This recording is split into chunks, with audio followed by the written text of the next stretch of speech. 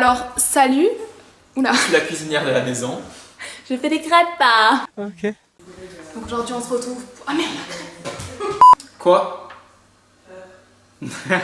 Coiffeuse va. Donc bonsoir tout le monde, merci aux 30 personnes qui sont là. On est le... Je vais les crever. Bonsoir tout le monde, merci aux 30 personnes qui sont là. Ouh. Donc on est le 30 juin, je suis en pull. Nous habitons, je suis plus dans ma tête. On est toujours dans le sud, le temps est toujours aussi dégueu. Mais bon c'est pas grave, on s'adapte. Aujourd'hui je vais parler d'une vidéo, non je vais parler d'un sujet plutôt.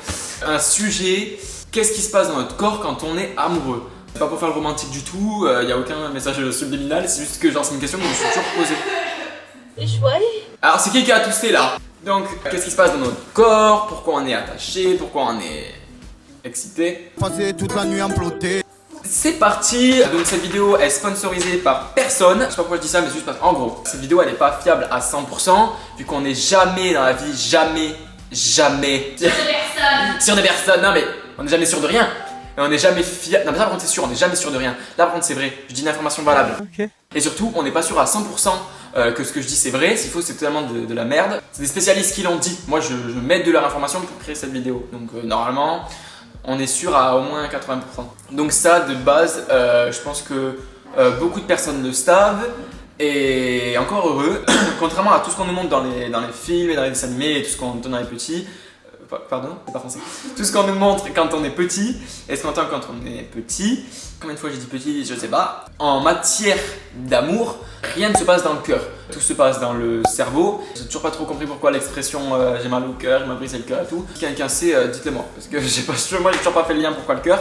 Mais c'est très beau, c'est très romantique en tout cas. D'après les spécialistes, tout ce qui est en rapport avec l'amour et les sentiments amoureux, c'est un enchaînement de réactions chimiques qui se passent dans notre corps. Bienvenue, c'est E égale M6. Tout commence... Oula, j'ai un accent bizarre. Tout a commencé lorsqu'on rencontre une personne. Donc en fait, lorsqu'on rencontre une personne ou lorsqu'on commence à développer des sentiments pour une personne, après il y a un truc qui me stresse. Bref, tout commence quand on rencontre cette personne-là ou quand on développe des sentiments pour cette personne-là qui, pour la plus grande généralité des cas, nous attire, nous fait de l'effet, a une certaine influence sur nous, qu'elle nous laisse pas, cette personne elle nous laisse pas indifférente. Bon ben voilà, ça c'est le commencement, donc c'est pas qu'au début d'une rencontre, mais il y a des fois, après une rencontre, voilà, on a compris.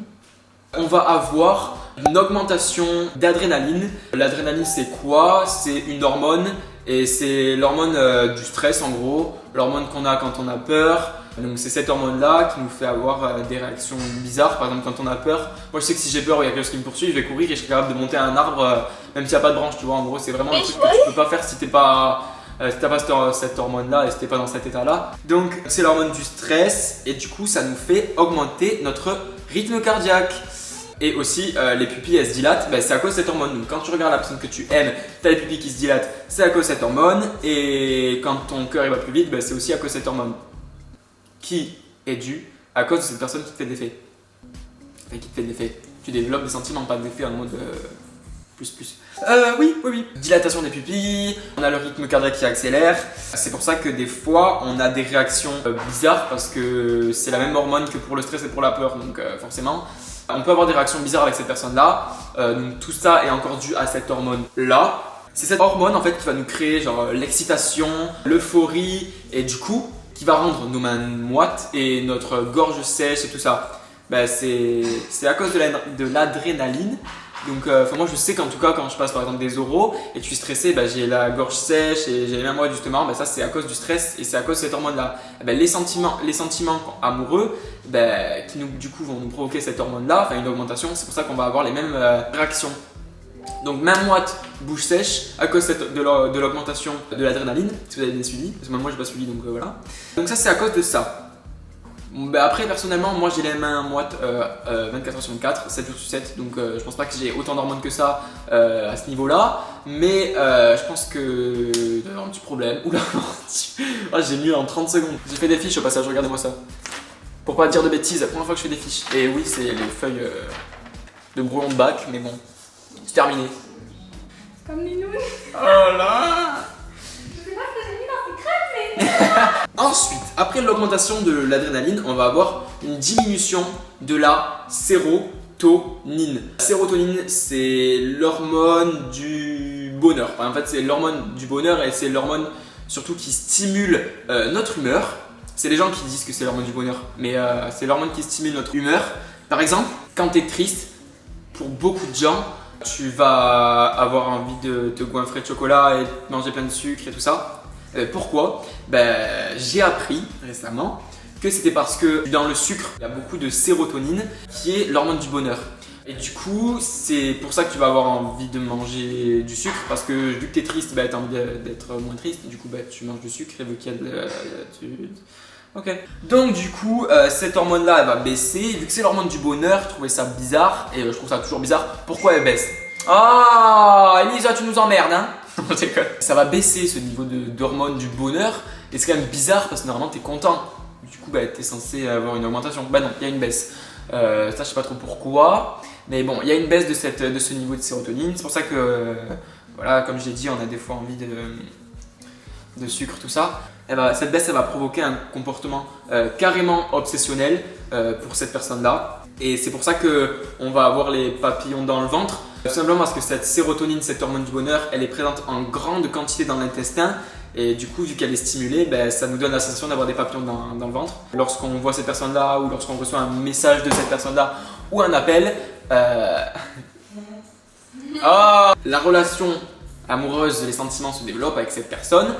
Et là, ton cerveau, il va être submergé de la dopamine. Donc la dopamine, c'est l'hormone justement du plaisir. Donc ton cerveau va être rempli de cette hormone-là et c'est qui va te créer du plaisir, du bonheur à être justement avec cette personne-là.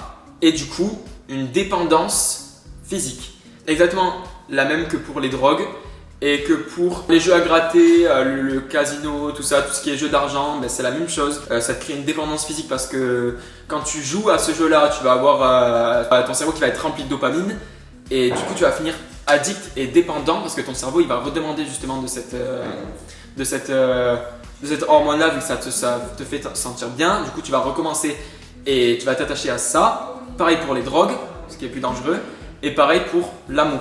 Tu vas t'accrocher à cette personne et tu vas avoir une dépendance physique. Et ça peut être bien comme ça peut être pas bien parce que ça peut te détruire comme ça peut te construire. En gros, tu dégages. Non mais papa. C'est-à-dire c'est gras et tout, c'est dégueu. Je te contrôle. On est possédé depuis tout à l'heure. Va fumer une clope, mets-toi bien. Donc du coup voilà, j'espère que vous avez appris des choses, comme moi j'ai appris des choses, enfin en tout cas dans cette vidéo, genre un petit peu les hormones et tout. J'espère que c'est pas trop compliqué parce que même moi je m'y perds, toutes ces hormones.